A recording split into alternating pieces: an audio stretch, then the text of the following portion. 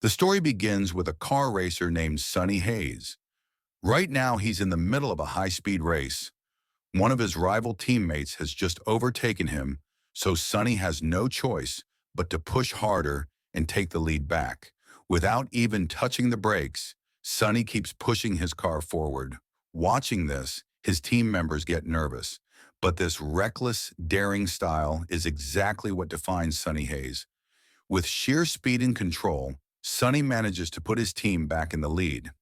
He even tells his fellow driver, "Don't let this lead slip away," and in the end, they win the race. But Sonny has one strange habit. He never touches the trophies.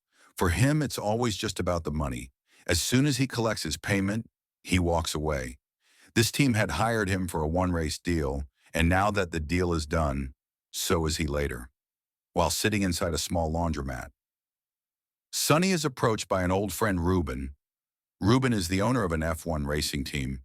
But right now, his team is drowning, $300 million in losses. They're at the very bottom of the standings.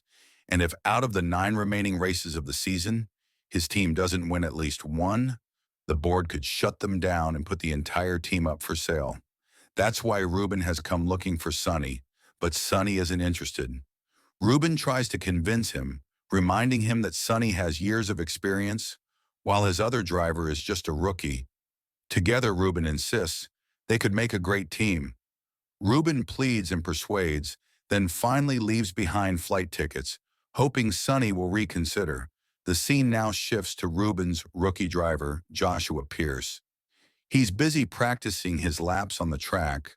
Once he finishes, the team starts inspecting the car, trying to identify flaws and see what more can be improved. The technical director, Kate, asks Joshua for his input. But despite being a driver, Joshua can't give any useful feedback. Then Joshua's manager pulls him aside, warning him that this team might be sold off soon. If that happens, Joshua must prove to the world that he's a truly great driver. Otherwise, his career could slip away before it even begins. And at that very moment, Sonny Hayes walks in. Ruben is overjoyed to see him, but the rest of the team looks puzzled. Ruben announces that Sonny is here for a trial run, but no one likes the idea. Not even the team principal is on board. Sonny simply says, "Fine. Give me Joshua's lap time as my target. If I'm even 1 second slower, I'll walk out on my own." Sonny studies every detail about the lap in the car, then he heads out onto the track. The crew members start placing bets, curious about how he'll perform. But as soon as he starts, Sonny's car spins out in the middle of the track. He quickly straightens it out and restarts his lap. At first, he struggles to control the car properly.